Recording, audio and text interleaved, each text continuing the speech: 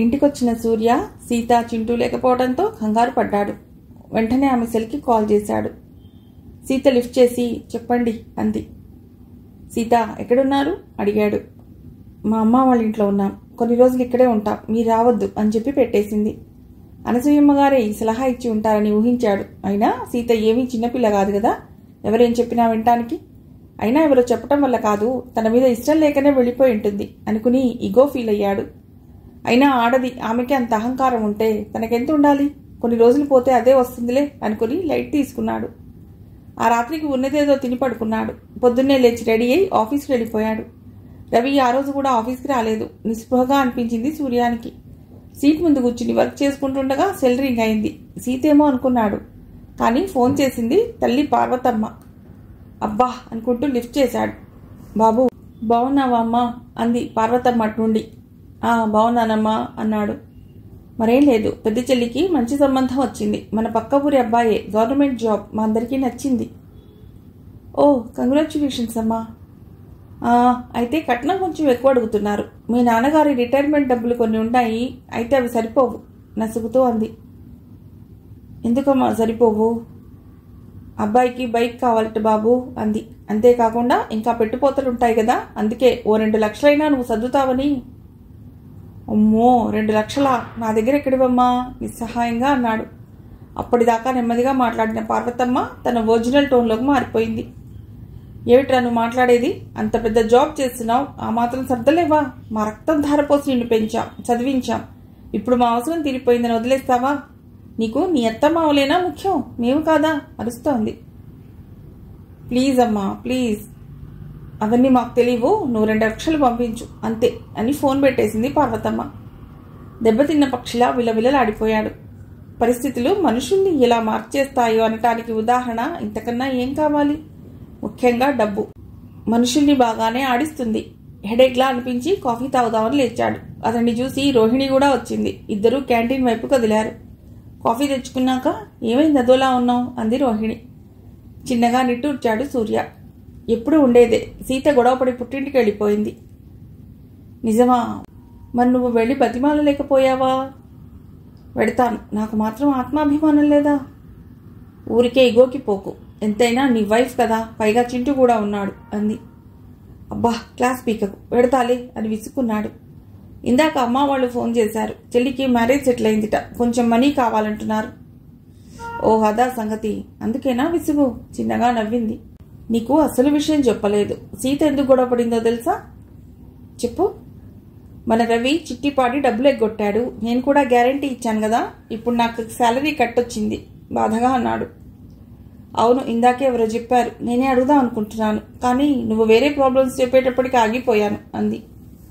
అయినా వాడు నమ్మటం చాలా పొరపాటు, మన రాజీవ్ వీడు తోడదొంగలు అంది. నిశ్శబ్దంగా ఉండిపోయాడు సూర్య. పరిస్థితి బాగాలేనప్పుడు తాడే పామే కరుస్తుందంటే ఇదే అనుకున్నాడు.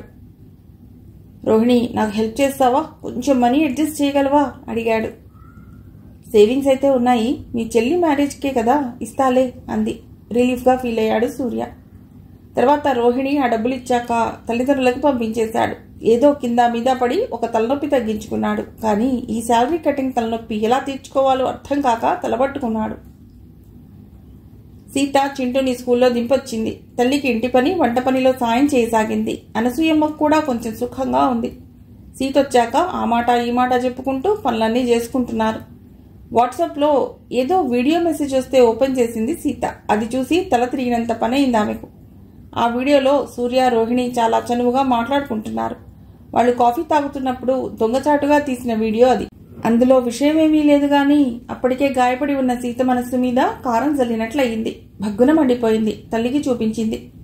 అమ్మో అమ్మో ఎంత పని చేశాడమ్మా, పైకి అమాయకుడిగా కనిపిస్తాడు గాని పెద్ద దొంగ మీ ఆయన అంటూ ఆడిపోసుకోసాగింది.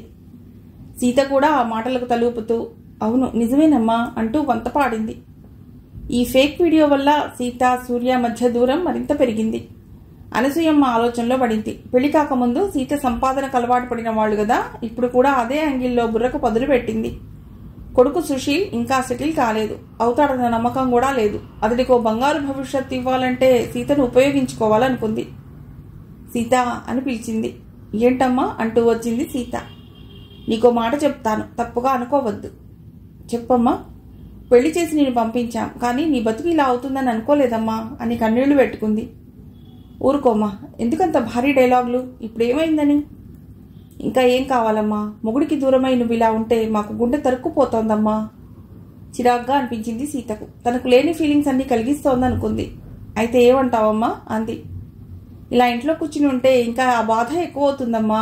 మళ్ళీ జాబ్కి ట్రై చేయి, పనిలో పడితే అన్నీ మర్చిపోవచ్చు. ఇప్పుడు నాకు జాబ్ ఎవరిస్తారమ్మా? ఎందుకు ఇవ్వరు? నువ్వు క్వాలిఫైడ్, ఎక్స్పీరియన్స్ కూడా ఉంది. అయినా నువ్వు జాబ్ మానేసిన కంపెనీలోనే మళ్ళీ ట్రై చేయి అంది. నాకు కొంచెం టైం ఇవ్వమ్మా, ఆలోచించుకోవాలి అంది సీత. అనసూయమ్మ చిన్నగా నవ్వుకుంది. తను వేసిన డోస్ పనిచేస్తుందని ఆమెకు తెలుసు. ఫ్రెండ్ రాజుకి ఫోన్ చేశాడు సూర్య. అతడు లిఫ్ట్ చేశాక, మామ ఒకసారి రారా, నీతో మాట్లాడాలి అన్నాడు. ఏమైందిరా, సడన్ గా నేను గుర్తొచ్చాను అన్నాడు రాజు. కొంచెం ప్రాబ్లం అయిందిరా, కాస్త డీటెయిల్డ్గా మాట్లాడాలి. ఆహా, సీత ఎలా ఉంది? చింటూ ఎలా ఉన్నాడు? సరే అర్థమైందిలే, మన అడ్డాకొచ్చి మాట్లాడుకుందాం అని పెట్టేశాడు రాజు. బార్లో కూర్చున్నారిద్దరు. పరుచుకున్న డిమ్ లైట్ సూర్య మనసులో గూడు కట్టుకున్న బాధలా ఉంది.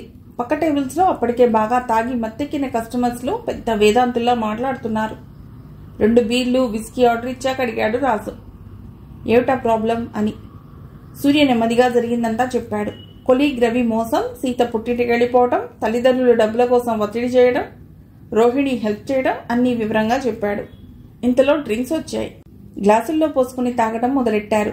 రాజు అన్నాడు, ఇంత జరుగుతున్నా నాకు చెప్పలేదేమిట్రా? పెళ్ళయ్యాక చాలా మారిపోయావురా. పైగా ఆ రోహిణితో ఫ్రెండ్షిప్ ఒకటి. సరే, ఇప్పుడు ఆ సంగతి ఎందుకు, ఏం చేయాలో చెప్పు అన్నాడు సూర్య. రాజు కాసేపు ఆలోచించి, ఏం చేస్తాం, ప్రస్తుత పరిస్థితుల్లో ముందు సీతను బతిమాలి ఇంటికి తెచ్చుకో, తర్వాత తనని కూడా జాబ్కి ట్రై చేయమని చెప్పు. అప్పుడు నిదానంగా అన్నీ సర్దుకుంటాయి అన్నాడు సాలోచనగా. ఈ ఐడియా బాగానే ఉందనిపించింది. కొంచెం కిక్కెక్కి ఉండటంతో సీతతో మాట్లాడాలనిపించింది. జేబులో నుండి సెల్ బయటికి తీశాడు. ఇప్పుడు వద్దులేరా అన్నాడు రాజు వారిస్తూ. లేదురా, ఇప్పుడే మాట్లాడతాను, మధ్యాహ్నం చేస్తే కట్ చేసింది అంటూ డైల్ చేశాడు సూర్య. లక్కీగా సీత ఫోన్ లిఫ్ట్ చేసింది. సూర్య, శ్రీత, నేను చింటూ అంటూ ముద్దగా అన్నాడు. ఎక్కడున్నారు మీరు? గట్టిగా అంది సీత అటు నుండి. నేను బయటున్నాను అన్నాడు అతి కష్టం మీద. సీతకు అతడు బార్లో మందు కొడుతున్నాడని అర్థమైంది. ఒళ్ళు మండిపోయింది ఆమెకు. భార్య పిల్లవాడు తన దగ్గర లేరు అన్న బాధ ఎంత మాత్రమూ లేకుండా ఇలా బార్ల వెంబడి తిరుగుతున్నాడన్నమాట. కోపంగా ఫోన్ కట్ చేసింది. అనవసరంగా ఫోన్ చేశానని కన్నీళ్లు పెట్టుకున్నాడు సూర్య. ఊరుకోరా, ఏమీ కాదు, రేపు మళ్ళీ ట్రై చేయి అని ఓదార్చాడు రాజు. కట్ చేస్తే, ఎవరమ్మా ఇంత రాత్రిపూట ఫోన్ అంటూ సీత దగ్గరకు వచ్చింది అనసూయమ్మ. ఇంకెవరమ్మా, నీ గారాల అల్లుడు అంది. ఆయన ఏమిటా? బార్కెళ్ళి పీకల దాకా మందు కొడుతున్నాడు. ప్రేమ పొంగుకొచ్చి ఫోన్ కొట్టాడు. నిజమా? అయినా అదేం బుద్ధమ్మా, భార్య వెళ్ళిపోయిందన్న బాధ లేకుండా ఈ తిరుగుళ్ళేమిటి? అగ్నికి ఆజ్యం పోసింది. చిచి, నాదే బుద్ధి తక్కువ. మాట్లాడని అనుకున్నాను. పగల ఆఫీస్లో ఆ రోహిణితో సరసాలు, రాత్రి బార్లలో మందు కొట్టడాలు. విసుక్కుంటూ తన గదిలోకి వెళ్ళిపోయింది. వెనక్గా వచ్చిన తల్లితో, అమ్మా రేపు నేను నా పాత కంపెనీకి వెడుతున్నాను, జాబ్ కోసం ట్రై చేస్తాను అని చెప్పి తలుపు ధడాలను మూసేసింది. కాగల కార్యం గంధర్వులే చేశారనుకుని నవ్వుకుంది అనసూయమ్మ. ఆ రాత్రి చాలాసేపు సీత ఏడుస్తూనే ఉంది. పాత కంపెనీలో బాస్ వెంకట్ ముందు కూర్చుంది సీత. ఆమెను చూస్తూ, hi Sita, how are you అన్నాడు వెంకట్. ఫైన్ సార్, మీరెలా ఉన్నారు? బాగున్నాను. చెప్పు, ఏంటి ఇలా వచ్చావు? సార్, మన కంపెనీలో మళ్ళీ ఓపెనింగ్స్ ఏమైనా ఉన్నాయా నెమ్మదిగా అడిగింది. ఆలోచించాడు వెంకట్. సీత చాలా సిన్సియర్ వర్కర్. పని చేస్తే కంప్లీట్ చేయకుండా వదలదు. అందుకే మళ్ళీ అవకాశం ఇస్తే బెటర్ అని అనుకున్నాడు. చూస్తాను, మన హెచ్ఆర్ మేనేజర్తో మాట్లాడి చెప్తాను. ఇంకేమిటి, మీ హస్బెండ్ ఎలా ఉన్నారు అన్నాడు. హీస్ ఫైన్ సార్ అని, మళ్ళీ ఎప్పుడు రమ్మంటారు అని టాపిక్ మార్చింది. I will inform you, don't worry, see you soon అని సంభాషణ ముగించాడు. ఓకే సార్, బాయ్ సార్ అని చెప్పేసి వచ్చేసింది. ఇంటికి వచ్చాక అనసూయమ్మ, ఏమైందమ్మా, ఏమన్నారు ఆత్రంగా అడిగింది. చూసి చెప్తామన్నారమ్మా అని తన గదిలోకి వెళ్ళిపోయింది. పోనీలే, అన్నం తిందుగానిరా అని వంటగదిలోకి వెళ్ళింది అనసూయమ్మ. ఫ్రెష్ అయ్యి వచ్చి కూర్చుంది సీత. తల్లి వడ్డించాక నెమ్మదిగా తినసాగింది. అసలు నేను ఎందుకు జాబ్ చేయాలమ్మా, నన్ను చూసుకోవడానికి మీరు లేరా అని అడిగింది. అనసూయమ్మ ఖంగుతింది. అయినా తేరుకుని, అదేంటమ్మా అలా అంటావు? ఆడదానికి ఆర్థిక స్వాతంత్రం ఉంటే మంచిదే కదమ్మా, ఎవరి మీద ఆధారపడక్కర్లేదు అంది. మరి నువ్వెందుకు జాబ్ చేయలేదమ్మా? మా రోజులు వేరమ్మా, ఏదో భర్త చాటును బతికేశాం. ఇప్పుడు అలా కాదుగా. అయినా నీలా నేను చదువుకోలేదు కదా అంది. సరేలే, వాళ్ళు రమ్మంటే వెళ్ళి జాయిన్ అవుతాను అంది సీత. తినడం పూర్తి చేసి చేతులు కడుక్కుని లేచింది. 2 రోజుల తర్వాత సీతకు కాల్ వచ్చింది, జాబ్లో జాయిన్ అవ్వమని. సంతోషంగా వెళ్ళి జాయిన్ అయింది సీత. అనసూయమ్మ మనస్సు ఆనందంలో తేలి ఆడింది. సీత రోజు ఆఫీస్కి వెళ్ళొస్తోంది. చింటూని అనసూయమ్మ చూసుకుంటోంది. సూర్య మధ్యలో చాలాసార్లు సీతతో మాట్లాడదామని ట్రై చేస్తున్నాడు, కానీ ఆమె రెస్పాండ్ అవ్వటం లేదు. పోనీ ఇంటికెళ్ళి మాట్లాడదామంటే అనసూయమ్మ అనబోయే మాటలు ఊహించుకుని వెళ్ళబుద్ధి కావటం లేదు అతడికి. ఇలా ప్రస్తుతానికి ఎవరి జీవితాన్ని వాళ్ళు ఎడబాటు బాధని మనసులోనే దాచుకుని వెళ్ళబుచ్చుకున్నారు. కానీ కాలం ఊరుకోదు కదా, అది రకరకాల సిచ్యుయేషన్స్ని క్రియేట్ చేస్తుంది. ఒకరోజు ఆఫీస్లో బుద్ధిగా పనిచేసుకుంటుంది సీత. మేడం, మీకోసం ఎవరో విజిటర్ వచ్చారు అని ఆఫీస్ బాయ్ చెప్పడంతో పని పక్కన పెట్టొచ్చింది. అక్కడెవరో అపరిచిత వ్యక్తి. అతడు సూర్య కొలీగ్ శేఖర్. సీతను చూసి, నేను మీ ఆయన సూర్యకి కొలీగ్నండి, మీతో కొంచెం మాట్లాడాలి అన్నాడు. నాతోనా? చెప్పండి అంది ఆశ్చర్యపోతూ సీత. కొంచెం అలా కూర్చుని మాట్లాడుకుందామా అన్నాడు శేఖర్. సరే అని కూర్చుంది సీత. శేఖర్ చెప్పసాగాడు. సీత గారు, నేను సూర్య చాలా క్లోజ్గా ఉంటాం. అయితే ఈ మధ్య తెలిసిన విషయం చాలా బాధ కలిగించింది నెమ్మదిగా అన్నాడు. ఏమిటా విషయం? అదేనండి, ఆ రవిగాడికి గ్యారంటీ సంతకం పెడితే శాలరీ కటింగ్ వచ్చిందని, ఇంకా మిమ్మల్ని వదిలేశాడని బాధగా అన్నాడు శేఖర్. ఇవన్నీ మీకెలా తెలుసు? ఆశ్చర్యపోయింది సీత. ఆఫీస్లో అందరూ చెప్పుకుంటున్నారండి. ఆహా, అలాగా. ఇంకా ఏం చెప్పుకుంటున్నారు? ఆసక్తిగా అడిగింది. అది మీకు చెప్పొచ్చో లేదో సందిగ్ధంగా అన్నాడు శేఖర్. పర్వాలేదు చెప్పండి, నా గుండె బండబారిపోయింది అంది. అది సూర్య మిమ్మల్ని శాశ్వతంగా వదిలించుకోవటానికి సిద్ధపడుతున్నాడని, ఆ రోహిణితో జీవితాన్ని పంచుకోబోతున్నాడని. చివ్వున లేచింది సీత. ప్లీజ్ స్టాప్, ఇంకేమీ చెప్పకండి అని అరిచి లోపలికి వెళ్ళిపోయింది. ఆమె కళ్లల్లో కన్నీళ్లు. వచ్చిన పని సక్సెస్ అయినందుకు విషపూరితంగా నవ్వుకున్నాడు శేఖర్. ఆఫీస్ నుంచి ఇంటికి వచ్చిన సీత ముభావంగా ఉండటం అనసూయమ్మ గమనించింది, కానీ ఏమీ అడగలేదు. సమయం చూసి అడుగుదామని ఆగింది. టీ కప్పు తీసుకుని సీత రూంలోకి వెళ్ళింది. టీ తాగమ్మా అంది. ఇప్పుడు తాగనమ్మా, కాసేపు నిద్రపోతాను అంది సీత. సరే అని బయటకు వచ్చేసింది అనసూయమ్మ. డిన్నర్ టైంకి నిద్ర లేచింది సీత. బాగా ఏడ్చినట్టుగా కళ్ళు ఉబ్బిపోయి ఉన్నాయి. మొహం కడుక్కుని డైనింగ్ టేబుల్ దగ్గరకు వచ్చింది. చింటూ అప్పటికే అన్నం తిని నిద్రలోకి జారుకున్నాడు. ఏమైందమ్మా అలా ఉన్నావు? బాధగా అడిగింది అనసూయమ్మ. సీత చాలాసేపు మౌనంగా ఉంది. తర్వాత, ఆయన నాకు డైవర్స్ ఇస్తారటమ్మా, వాళ్ళ ఆఫీస్ వాళ్ళు చెప్పారు నెమ్మదిగా అంది. ఓహో, అంతదాకా వచ్చిందా ఈ వ్యవహారం? పెళ్ళాన్ని పుట్టింట్లో వదిలేసి ఇన్ని రోజులైనా వచ్చి తీసుకువెళ్లకుండా ఏకంగా వదిలించుకుందామని అనుకుంటున్నాడా? కోపంగా అంది అనసూయమ్మ. ఏమోనమ్మా, ఆయన ఎందుకు ఇలా ఆలోచిస్తున్నారో అర్థం కావటం లేదు బాధగా అంది సీత. నువ్వెందుకమ్మా బాధపడతావు? చక్కగా జాబ్ చేసుకుంటున్నావు, ఎవరి మీద ఆధారపడవలసిన అవసరం లేదు. అసలు నువ్వే ఇచ్చే డైవోర్స్ పీడ వదిలిపోతుంది. మేం లేమా నిన్ను చూసుకోవటానికి? ఏమోనమ్మా, నాకు భయంగా ఉంది బేలగా అంది సీత. నువ్వేం భయపడకమ్మా, మేమున్నాంగా అని నూరిపోసింది అనసూయమ్మ. సీత ఇక అన్నం తినలేక చేతులు కడిగేసుకుంది. రూంలోకి వచ్చి నిద్రపోతున్న చింటూ మొహం చూసి ఏడ్చేసింది. ఈ పరిస్థితిని ఎలా ఈదాలో ఆమెకు అర్థం కావటం లేదు. బెడ్ మీద వాలి నిద్రపోవటానికి ప్రయత్నించింది. రాత్రంతా అన్ని పీడకలలు, ఎవరో వెంటపడి తరుముతున్నట్టు. సీత ఆఫీస్లో వర్క్ చేసుకుంటుండగా సెల్ రింగ్ అయింది. లిఫ్ట్ చేసి హలో అంది. నేనమ్మా, మమ్మీని అని వినిపించింది అటు నుండి. చెప్పు మమ్మీ అంది సీత. తమ్ముడు ఫోన్ చేశాడమ్మా, అర్జెంటుగా 50,000 కావాలంటున్నాడు, కొంచెం చూడమ్మా. ఎందుకమ్మా అంత డబ్బు వాడికి? అయినా ఇప్పుడు నా దగ్గర లేవు. అలా అనకమ్మా, ఏదో ప్రాబ్లంలో ఉన్నట్ట బతిమాలుతోంది. సందిగ్ధంలో పడింది సీత. ఎంత కాదనుకున్నా ఇప్పుడు తను వాళ్ళింట్లోనే తలదాచుకుంటోంది. పైగా వాడి తమ్ముడు కాదంటానికి మనసులో ఏదో అడ్డుపడుతోంది.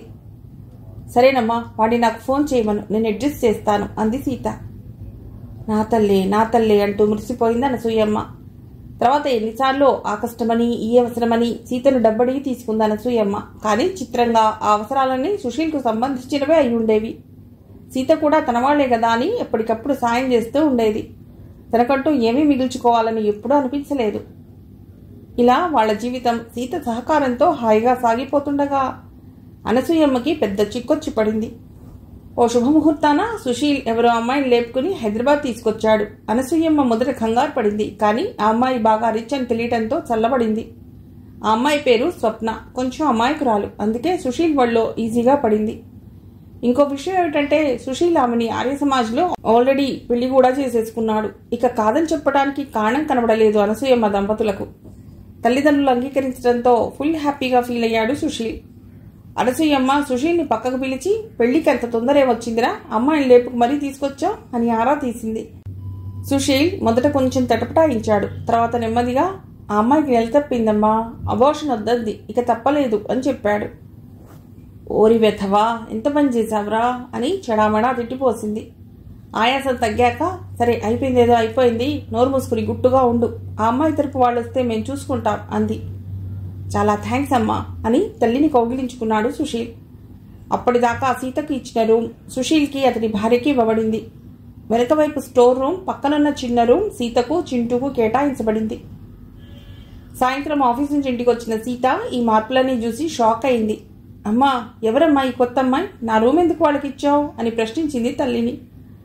అయ్యో రామా, ఆ అమ్మాయిని మరదలు స్వప్న సుశీల్ పెళ్లి చేసుకుని తీసుకొచ్చాడమ్మా అంది అనసూయమ్మ. విపరీతంగా ఆశ్చర్యపోయింది సీత. అదేమిటమ్మా, మనకి ఒక్క మాట కూడా చెప్పకుండా ఎలా చేసుకున్నాడమ్మా పెళ్ళి? అబ్బా, అవన్నీ నేను అడిగానమ్మా, నీకు వివరంగా తర్వాత చెప్తాను, కొంచెం సర్దుకుపో అని సీత నోరు మూయించింది. ముందొచ్చిన చెవుల కంటే వెనకొచ్చిన కొమ్ములు వాడి అంటే ఇదే కదా అనుకుని సీత మౌనంగా ఉండిపోయింది. ఎందుకో ఆమెకు సూర్య గుర్తుకొచ్చాడు. ఆ రాత్రి కూడా సీతకి సరిగ్గా నిద్ర పట్టలేదు. కొత్త రూమ్, పైగా దోమలు, అవి కాక సూర్య గురించి ఆలోచనలు. సీత ఆఫీస్లో పనిచేసుకుంటూ ఉంది. కానీ ఆలోచనలు జోరీగల్లా చుట్టుముడుతున్నాయి. ఆమెకు తన ప్రస్తుత పరిస్థితి నచ్చడం లేదు. తల్లిదండ్రుల మాట విని సూర్యను వదిలేసి వచ్చింది. అతడు అహానికి పోయి తన దగ్గర రావటం మానేశాడు. పోనీ తను అతడి దగ్గరికి వెడదామంటే అది మరింత చులకన భావానికి దారి తీయొచ్చు. లేదా సూర్యను మరింత బాధ్యతారహితంగా తయారు చేయవచ్చు. తన ఇల్లు వదులుకుని పుట్టింటికి వచ్చి తప్పు చేశానా అన్న ఫీలింగ్ కలిగింది సీతకు ఆ క్షణంలో. పోనీ మొగుడిని కాదనుకుని వచ్చినందుకు పుట్టింట్లో పెద్ద గౌరవ మర్యాదలు లభిస్తున్నాయా అంటే అది లేదు. కొత్త కోడలు వచ్చిన ఆనందంతో తల్లి తనని చింటూని స్టోర్ రూమ్లోకి తోసేసింది. కేవలం డబ్బు ఇచ్చే యంత్రాలా తనని వాడుకుంటుంది. అన్నీ తనకు అర్థం అవుతున్నాయి. కానీ ఈ సమస్యలోంచి బయటపడడం ఎలా? ఇప్పుడు తల్లిదండ్రులను కూడా కాదనుకుని ఎక్కడికి పోవాలి? ఎన్నో ప్రశ్నలు. ఆలోచించి ఆలోచించి ఒక నిర్ణయానికి వచ్చింది. ఆఫీస్ అవ్వగానే అక్కడికి వెళ్ళింది. విశాలమైన వర్కింగ్ విమెన్స్ హాస్టల్ అది. చూడటానికి శుభ్రంగా ఉంది. స్టాఫ్ కూడా మంచిగానే అనిపించారు. అక్కడి మేనేజర్ సీతను చూడగానే రండి మేడం చెప్పండి అంది. ఈ హాస్టల్లో జాయిన్ అవుదామని అనుకుంటున్నాను, ఫీజు వగైరా వివరాలు చెప్పండి అంది. ఆ మేనేజర్ అన్ని వివరాలు చెప్పింది. సీత ఓకే అండి అని చెప్పి కొంచెం అడ్వాన్స్ పే చేసింది. రేపు వచ్చి చేరతానండి అని చెప్పింది. మీరు ఎప్పుడైనా రావచ్చు మేడం అంది మేనేజర్. చాలా రిలీఫ్గా అనిపించింది సీతకు. ఇంటికి వచ్చేటప్పటికి చింటూ ఇంట్లో లేడు. హ్యాండ్ బ్యాగ్ పక్కన పడేసి అమ్మా చింటూ ఏడి తల్లిని అడిగింది. ఏమోనమ్మా నాకు తెలియదు అంది అనసూయమ్మ. కాసేపటికి చింటూ బయట నుండి వచ్చాడు. వాడి చేతిలో సిగరెట్ ప్యాకెట్. సీత అనుమానంగా ఏరా ఎక్కడికి వెళ్ళావు అని అడిగింది. మావయ్య షాప్ నుండి సిగరెట్లు తెమ్మన్నాడమ్మా, అందుకే వెళ్ళాను అని చెప్పాడు చింటూ. కోపం నషాళానికి అంటింది సీతకు. వాడికి 2 దెబ్బలేసింది. ఏడుపు లంఘించుకున్నాడు చింటూ. అమ్మా అని గట్టిగా అరిచింది. అనసూయమ్మ గబగబా వచ్చి ఏమైందమ్మా అలా అరిచావు అంది. ఏంటమ్మా ఇది, నా కొడుక్కి ఇలాంటి పనులు చెప్తారా? సిగరెట్ల కోసం షాప్కి వెళ్లే వయసా వాడిది అని ఏడుపు మొహం పెట్టింది. పోనీలేమ్మా, తమ్ముడే కదా పంపింది, ఊరుకో. ఎందుకు ఊరుకోవాలమ్మా? తమ్ముడు నా కొడుకుని పనోడిలా చూస్తున్నాడా? అది నీ కోడలి ముందు అసహనంగా అంది సీత. సుశీల్ రూమ్లో నుండి బయటకు వచ్చి సిగరెట్ ప్యాకెట్ తీసుకుని అక్క ఏమిటి న్యూసెన్స్ అని విసుక్కుంటూ తన బెడ్రూమ్లోకి వెళ్ళిపోయాడు. సుశీల్ మీద ఈగవాలనివ్వదు అనసూయమ్మ. అందుకే అందులో తప్పే ఉందమ్మా. కొత్త పెళ్లి కొడుకు భార్యతో సరదాగా గడుపుతున్నాడు. ఏదో అవసరం పడి ఇంటి పక్కన పాన్ షాప్కి చింటూని పంపించాడు. ఇప్పుడేమైంది? అయినా నీకు మొగుడు దగ్గర లేడని, ఆ సుఖం లేదని అందరూ అలాగే ఉండాలని అనుకుంటున్నావా అంది వ్యంగ్యంగా. దెబ్బతిన్న పక్షిలా విలవిలలాడిపోయింది సీత. కళ్ళలోకి నీళ్లొచ్చాయి. అనసూయమ్మ అసలు రూపం అర్థమైంది. తన కొడుకేమీ అనాథ కాదు, వీళ్ల దయాదాక్షిణ్యాల మీద బతకటానికి అనుకుంది. ఇంకొక క్షణం కూడా ఆ ఇంట్లో ఉండాలనిపించక ఉన్న బట్టలు వస్తువులు సర్దుకుని చింటూతో పాటు బయటకొచ్చేసింది. అనసూయమ్మ ఆపడానికి కూడా ప్రయత్నించలేదు. పైగా వచ్చేస్తుంటే వెనక నుండి వెళ్ళవే వెళ్ళు, మమ్మల్ని కాదనుకుని ఎక్కడికి పోతావు? ఆ పల్లెటూరి బయటవాడితో పడలేక తిరిగి మా కాళ్ళ దగ్గరికే వస్తావు అంటూ గట్టిగా అరిచింది. ఆమె తండ్రి టీవీ చూడటంలో బిజీగా ఉన్నాడు. ఆపడానికి ప్రయత్నించలేదు. చావనైనా చస్తాను, కానీ తిరిగి మీ దగ్గరకు రాను అని గట్టిగా మనసులో అనుకుని రోడ్డు మీద అటుగా వస్తున్న ఆటో ఎక్కి అడ్రస్ చెప్పి పోనీ అంది సీత. ఎప్పుడో గీత దాటేసిన మన సీత. సూర్య దిగులుగా కూర్చుని ఆలోచిస్తున్నాడు. ఆఫీస్ నుండి వచ్చి ఇంట్లో అడుగుపెట్టగానే ఏదో వెలితి, ఒంటరితనం. సీత, చింటూ బాగా గుర్తొస్తున్నారు. సీతతో మాట్లాడటానికి ఫోన్ చేద్దాం అనుకున్నాడు. మళ్ళీ ఆగిపోయాడు.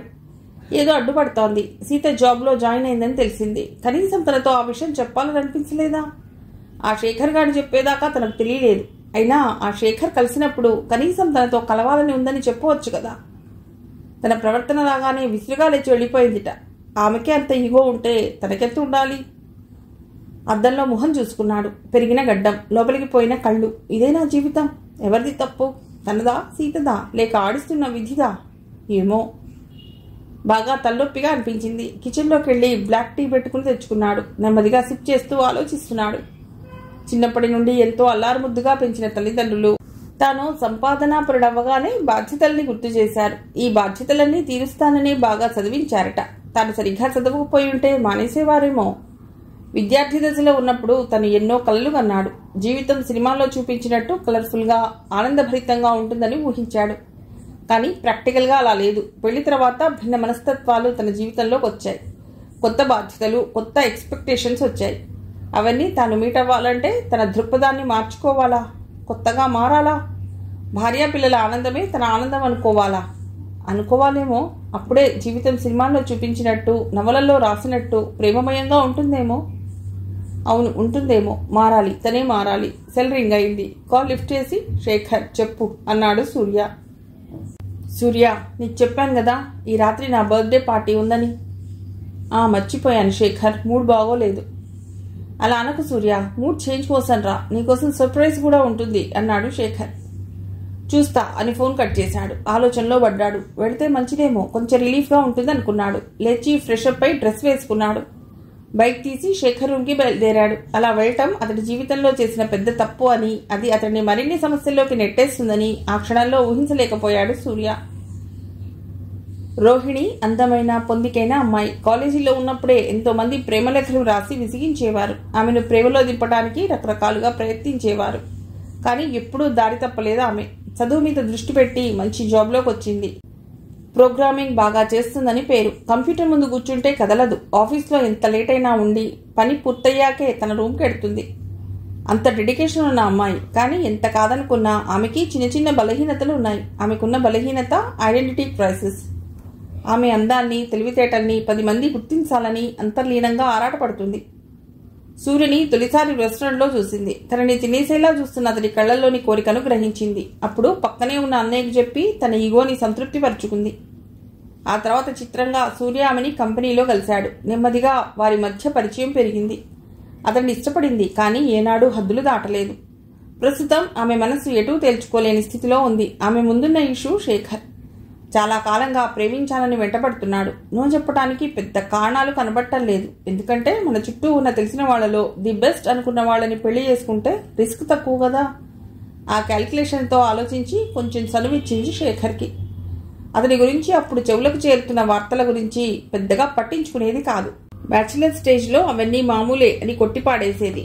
ఈ మధ్య చాలాసార్లు తన రూమ్కి రమ్మని శేఖర్ బలవంతం చేస్తున్నాడు. కానీ ఆమె ఒప్పుకోలేదు. బాగా అలిగాడు. నా మీద అంత నమ్మకం లేదా అని తీవ్రంగా ఆమెని ప్రశ్నించాడు.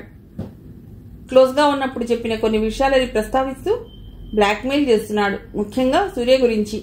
ఆమెకు సూర్యకు మధ్య ఏదో ఉంది అని అప్పుడప్పుడు అనుమానించేవాడు. కానీ రోహిణి గట్టిగా దబాయిస్తే వెనక్కి తగ్గేవాడు. అయితే ఈసారి బర్త్డే పార్టీకి రూమ్కి రమ్మని ఆమెను అడిగాడు. రాకపోతే మన ఇద్దరికి ఇదే ఆఖరు అని అంటున్నాడు. అతని రూమ్కి బర్త్డే పార్టీకి వెళ్లాలా వద్దా అన్న డైలమాలో పడింది రోహిణి. ఆలోచించి చివరికి ఒక నిర్ణయం తీసుకుంది. ఆ నిర్ణయమే తన పీకల మీదికి వస్తుందని ఊహించలేకపోయింది ఆమె. పార్వతమ్మ దిగులుగా కూర్చుంది. ఆమె మనస్సు బాగా గాయపడి ఉంది. ఊళ్ళో అమ్మలక్కలు ఒక్కటే సూటిపోటి మాటలు పదే పదే ఆమె చెవుల్లో మారుమోగుతున్నాయి. ఏమా, నీ కొడుకు నిన్నెప్పుడో మర్చిపోనాడు అని. అదన్నావు, ఇదన్నావు, హైదరాబాద్ వెళ్ళి వెంటనే వచ్చేసినావు అని. నీ కోడలు మనవడు ఒక్కసారైనా ఈ ఊరు మొహం చూసినారా అని. ఇలా రకరకాలుగా. ఊరి వాళ్ళకే ఉంది, మాటలతో ఎదుటి వాళ్ళని గుచ్చి గుచ్చి ఆనందించడమే కదా పని. కళ్లలో నీళ్లు తిరుగుతుండగా వంటింట్లో కూలబడింది. శంకరం గారు రచ్చబండ దగ్గరికి వెళ్లి ఇంకా రాలేదు. పెళ్లిళ్లు చేసుకున్న కూతుళ్లు కాపురానికి వెళ్లిపోయారు. అప్పుడప్పుడు భర్తలతో వచ్చి తల్లిదండ్రులు చూసి ఒక పూట ఉండి వెడతారు. అప్పుడు కొంచెం ఇల్లు సందడిగా ఉంటుంది. వాళ్ళు వెళ్ళిపోయాక మళ్లీ మామూలే ఒంటరితనం. సూర్య మీద ఎన్నో ఆశలు పెట్టుకున్నారు ఆ దంపతులు. అతడు బాగా చదువుకుంటే మంచి ఉద్యోగం, అది తమ ఊరికి దగ్గరలో ఉన్న సిటీలోనే తెచ్చుకుని తమకు దగ్గరగా సెటిల్ అవుతాడని కలలు కన్నారు. తమ ప్రాంతపు అమ్మాయిని పెళ్లి చేసి కాపురం పెట్టిద్దామని ఆశపడ్డారు. అయితే చదువు అనేది సూర్యను హైదరాబాద్ దాకా తీసుకెళ్లింది. అతడు కూడా హైదరాబాద్కే చెందిన సీతను పెళ్లి చేసుకున్నాడు. మొదట ఈ విషయాన్ని జీర్ణించుకోలేకపోయారు. కానీ సూర్య ఇష్టానికి విలువనిచ్చి అతడి ఆనందమే తమకు ముఖ్యమని అంగీకరించారు. అంతవరకు బాగానే ఉంది. ఆ తర్వాతే సీన్ మారిపోయింది. సీత తల్లిదండ్రులు కూడా ఆటోమేటిక్గా పిక్చర్లోకి వచ్చారు కాబట్టి పరిస్థితులు మారిపోయాయి. సూర్య అత్తమామలకు దగ్గరగా ఉన్నాడు కాబట్టి సహజంగా వాళ్ల కంట్రోల్లోకి వెళ్ళిపోయాడు. అది పార్వతమ్మకు శంకరం గారికి రుచించలేదు. తాము పెంచి పెద్ద చేసిన ఒక మొక్క వృక్షంగా మారి ఇంకొకరికి నీడ ఇవ్వటం వాళ్లకి అసనిపాతం అయింది. క్రమంగా ఆశలన్నీ వదిలేసుకున్నారు. సూర్య కూడా తన పరిస్థితులను బట్టి వాళ్ళని పెద్దగా పట్టించుకునేవాడు కాదు. దాంతో మరింత ముభావంగా అయిపోయారు ఆ వృద్ధ దంపతులు. ఆ రకంగా సూర్యకు వాళ్లకు మధ్య దూరం పెరిగిపోయింది. పైగా సీత కూడా పెద్దగా వాళ్ళని పట్టించుకోకపోవడంతో ఆ అగాధం లోతు మరింత పెరిగింది. ఏం చేస్తాం, జరిగిన తప్పుల్ని మళ్లీ సరిచేయలేం, కరిగిన కాలాన్ని మళ్లీ వెనక్కి తేలేం కదా. అప్పుడే బయట నుండి వచ్చిన శంకరం భార్య దిగులుగా కూర్చుని ఉండటం చూసి బాగా కళవళపడిపోయారు. ఎందుకు పార్వతి అలా ఉన్నావు, ప్రేమగా అడిగారు. కళ్ళల్లోంచి నీరు కారుతుండగా ఏమీ లేదండి, బాబు గుర్తొచ్చాడు అందుకని అంది. చివుక్కుమనిపించింది శంకరానికి. పోనీలే, వాడక్కడ హాయిగానే ఉన్నాడు కదా, ఓదార్చారు. అయినా ఇక్కడ మనకేం తక్కువ, చుట్టూ అంతా మన శ్రేయోభిలాషులు, అప్పుడప్పుడు మన అమ్మాయిలు వస్తున్నారు అన్నారు. అది బాగానే ఉందండి, మనం బాగానే ఉన్నాం, కానీ ఈ చుట్టుపక్కల వాళ్ళు మనల్ని మాటలతో చంపేస్తున్నారు. బాధపడే వాళ్ళు ఉంటే బాధించేవాళ్ళు ఎప్పుడూ ఉంటారు. వాళ్ళని ఎప్పుడూ పట్టించుకోకు, మనం వాళ్ళ ఇంటి విషయాల్లో తలదూర్చడం లేదు కదా, ఆ సంస్కారం వాళ్ళకు ఉండాలి అన్నారు ఆవేదనగా. పార్వతమ్మ గారికి అర్థమైంది తను బాధపడమే కాకుండా భర్త మనస్సు కూడా పాడు చేస్తున్నానని. వంటగదిలోకి వెళ్లి ప్లేట్లో అన్నం తీసుకొచ్చి శంకరం గారికి వడ్డించింది. ఆయన భోజనం చేస్తూ, చూడు పార్వతి, మనం గతంలో ఒకసారి అబ్బాయి ఇంటికి వెళ్ళాం. అప్పుడు జరిగిన సంఘటనలు నీకు గుర్తు ఉండే ఉంటాయి. ఆనాడు మనం కొంచెం కంట్రోల్ చేసుకుని ఉంటే పరిస్థితులు వేరుగా ఉండేవేమో. నీకు కోడలికి మధ్య సయోధ్య కుదిరేదేమో. కానీ అప్రయత్నంగా ఆవేశానికి లోనయ్యాం, గొడవపడి వచ్చేశాం. ఆ రోజుతో ఏర్పడిన అగాధాన్ని ఈనాటి దాకా పూడ్చలేకపోయాం. ఇక ఆ విషయాన్ని దేవుడికే వదిలేద్దాం. కాలమే ఈ సమస్యకి పరిష్కారం చూపిస్తుంది. నచ్చితే వాళ్లే మన దగ్గరకు వస్తారు, లేదు వాళ్ళు రమ్మంటే మనమే పెడదాం. అప్పటిదాకా మనం ఇవన్నీ పక్కన పెట్టి శేష జీవితాన్ని హాయిగా గడిపేద్దాం, సరేనా? ఇంకెప్పుడు బాధపడకు. మన సూర్య, వాడి కుటుంబం హాయిగా ఎక్కడో దగ్గర ఉంటే చాలదా అని అన్నారు. భర్త మాటలతో పార్వతమ్మ పూర్తిగా బాధ నుండి తేరుకుంది. కొత్త ఆలోచనలు ఇచ్చిన రిలీఫ్తో సంతృప్తిగా నవ్వింది. భోజనం ప్లేట్ తీసేస్తూ, సరేనండి అలాగే అని వంటగదిలోకి వెళ్ళిపోయింది. అమ్మయ్య అనుకుని మంచం మీద నడుము వాల్చారు శంకరం మాస్టారు. సూర్య బైక్ తీసి స్టార్ట్ చేశాడు. శేఖర్ కొంచెం లేటుగా రమ్మన్నాడు, అందుకని నిదానంగా బయలుదేరాడు. రాత్రి 10 దాటంతో రోడ్లన్నీ కొంచెం ఖాళీగా ఉన్నాయి. దాదాపు అరగంట డ్రైవ్ చేశాక శేఖర్ అద్దెకుంటున్న ఇంటికి చేరుకున్నాడు.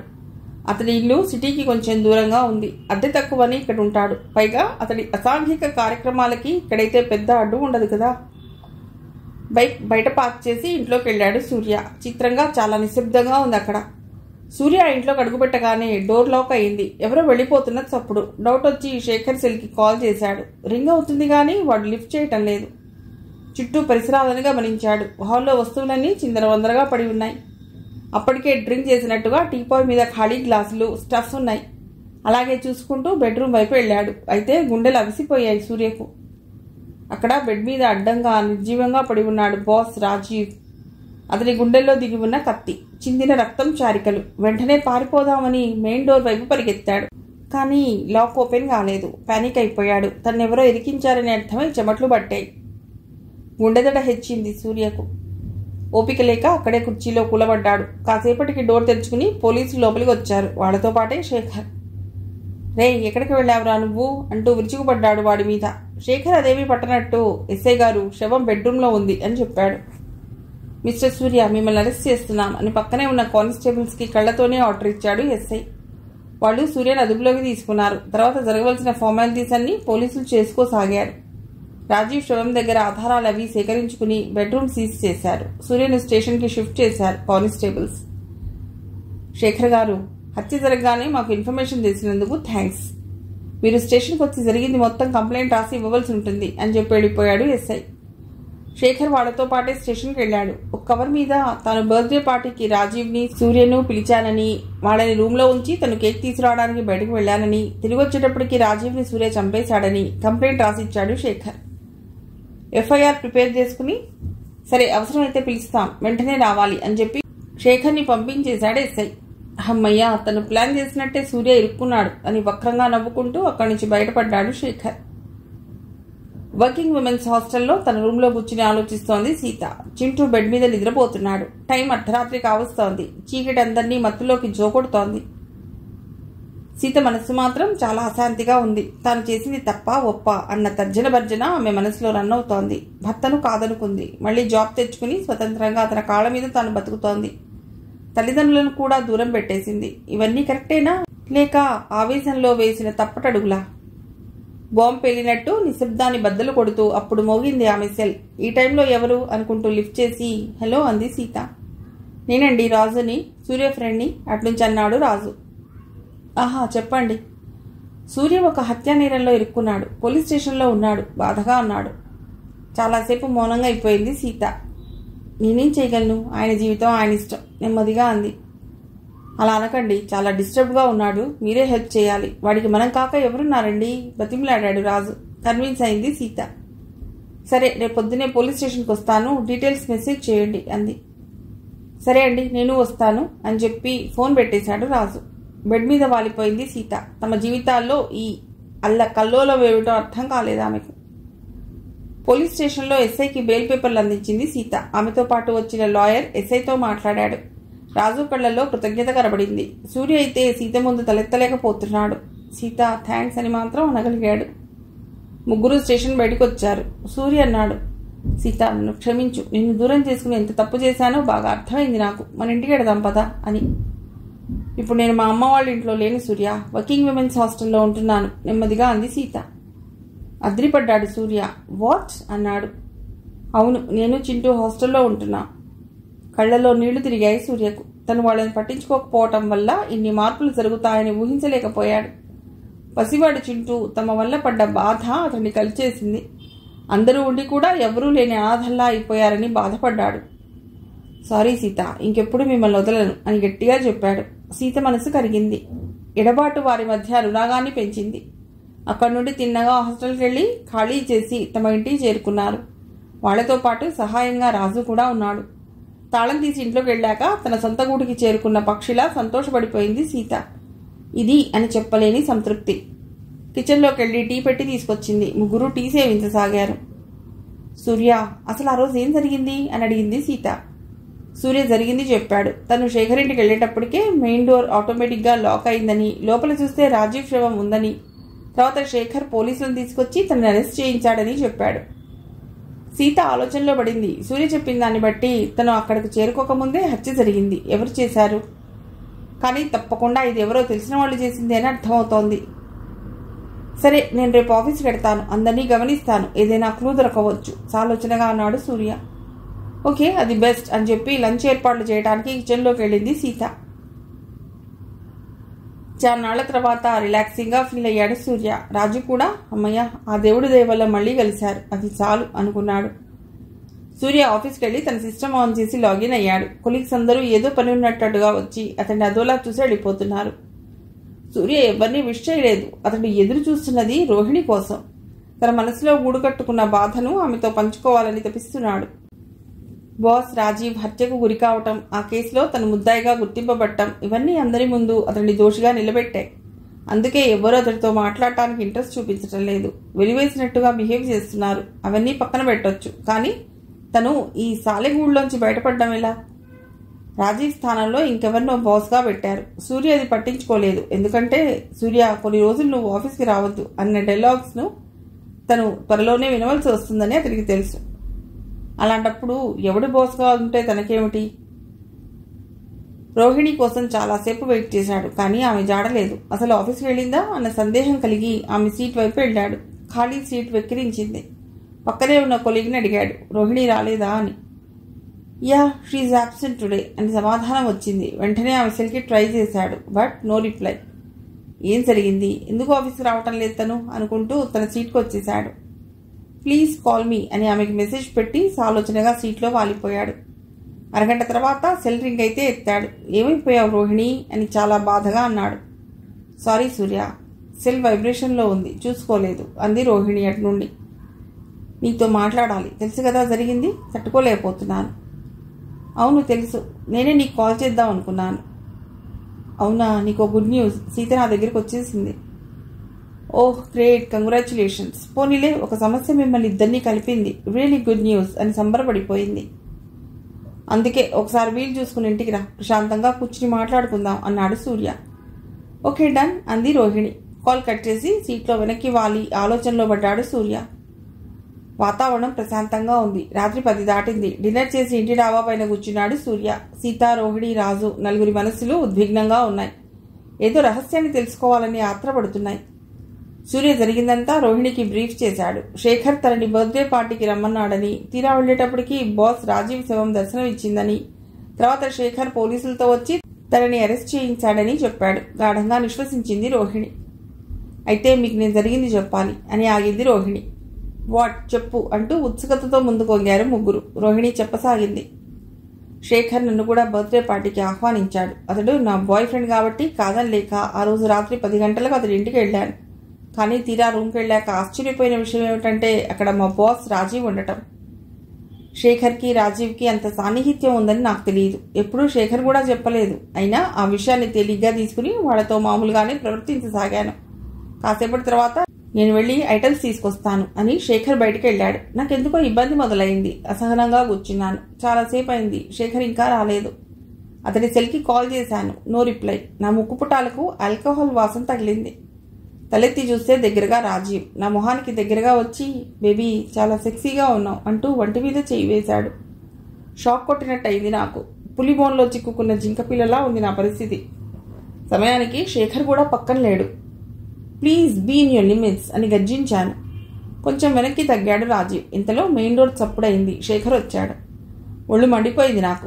ఏమిటి శేఖర్, నన్ను ఇలా వదిలి ఎక్కడికి వెళ్ళావు అని అరిచాను. నాకు సమాధానం ఇవ్వకుండా రాజీవ్ వైపు చూసి, పని అవ్వలేదా అన్నాడు శేఖర్. ఆహా, అవ్వలేదు. దానికి నువ్వు చెప్పలేదా, కోఆపరేట్ చేయకుండా తిరగబడుతోంది అన్నాడు. నాకు కళ్ళు బయలు కమ్మాయి. అంటే శేఖర్ నన్ను రాజీవ్కి బలివ్వటానికి ప్లాన్ చేశాడన్నమాట. చీట్. ప్రేమ నటించి నన్ను ఇక్కడి దాకా తీసుకొచ్చింది అందుకేనన్నమాట. నా మనసు ముక్కలైంది. పశ్చాత్తాపం కలిగింది. రాజీవ్ శేఖర్ కాలర్ పట్టుకుని, దీన్ని నా పక్కన పడుకోబెడతానని 10 లక్షలు తీసుకున్నావు, ఇదేనా నువ్వు చేసిన పని అని నిలదీస్తున్నాడు. నేను నెమ్మదిగా అక్కడి నుంచి జారుకుని రోడ్డు మీదకి వచ్చి దొరికిన ఆటో ఎక్కి పారిపోయాను. అది జరిగింది. ఆ తర్వాత రాజీవ్ ఎలా చనిపోయాడు, అసలు ఏం జరిగింది అన్నది నాకు తెలియదు అని ముగించింది. అందరూ ఒక్కసారిగా ఊపిరి వదలటంతో ఉఫ్ మన్న సౌండ్ వచ్చింది. సీత అంది, సూర్య మీరు వెళ్ళేటప్పటికీ శేఖర్ ఇంట్లో లేడు కదా అని. అవును అన్నాడు సూర్య. అంటే రోహిణి తప్పించుకుని వెళ్ళిపోయాక మీరు శేఖర్ ఇంటికి వెళ్ళకముందు మధ్యలో రాజీవ్ హత్య జరిగింది. అయితే హంతకుడు ఎవరు అన్నది తెలుసుకోవాలంటే ఈ కోణంలోనే మనం ఆలోచించాలి అంది సీత. బాగా పొద్దుపోవటంతో సరే ఈ రోజుకి నిద్రపోదాం, చేయవలసిన పనులు రేపు చూద్దాం అనుకుని అందరూ కిందికి దిగొచ్చేశారు. పోలీస్ స్టేషన్లో ఎస్ఐ సమక్షంలో ఉన్నారు సూర్య, సీత, రాజు, రోహిణి. చెప్పండమ్మా అంటూ ఆసక్తిగా ముందుకు వంగాడు ఎస్ఐ. సార్ మీకు ఇన్ఫర్మేషన్ ఇవ్వాలి సార్ అంది రోహిణి. ఇంతకీ మీరెవరు అన్నాడు ఎస్ఐ. నా పేరు రోహిణి సార్, సూర్యకు శేఖర్కు కొలీగ్ని. ఆ రోజు శేఖర్ బర్త్డే పార్టీకి నేను కూడా వెళ్ళాను అని ఆగింది. వాట్, మీరు కూడా వెళ్ళారా అని ఆశ్చర్యపోయి, అయితే ఏం జరిగిందో చెప్పండి అన్నాడు ఎస్ఐ. రోహిణి జరిగింది చెప్పింది. ఎస్ఐ ఆలోచనగా వెనక్కు వాలి, ఆహా ఆ శేఖర్ గారు ఇదంతా ఆడించాడన్నమాట.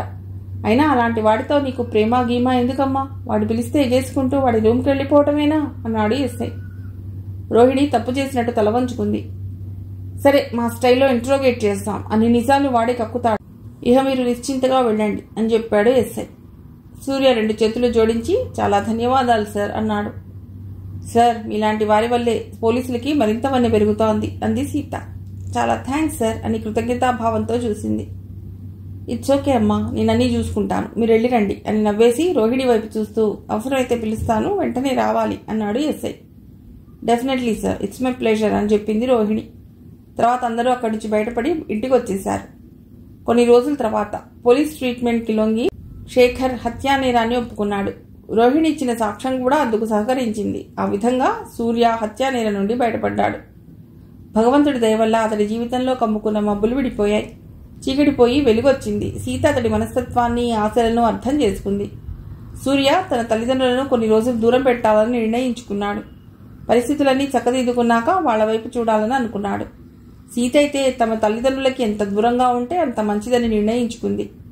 సూర్య, సీత, చింటూ ముగ్గురు తమదైన ప్రపంచంలో ఉంటూ తమ కష్టాలని, సుఖాలని అన్నింటినీ అనుభవిస్తూ మేడంటే మేడా కాదు, కూడంటే గూడు కాదు, పదిలంగా అల్లుకున్న పొదరిల్లు మాది అని పాడుకోవాలని గట్టిగా నిర్ణయం చేసుకున్నారు. మరి జీవిత భాగస్వామితో ప్రేమలోకాల్లో విహరించాలని విద్యార్థి దశలో కలలుగన్న సూర్య అప్పటికే ఆ లోకపు ముఖద్వారాన్ని దాటి లోపలి వీధుల్లోకి వెళ్ళిపోయాడు. సీత అతన్ని మురిపంగా చూడసాగింది. చింటూ కిలకిలా నవ్వుతున్నాడు. సర్వే జనా సుఖినో భవంతు. కథ సమాప్తం.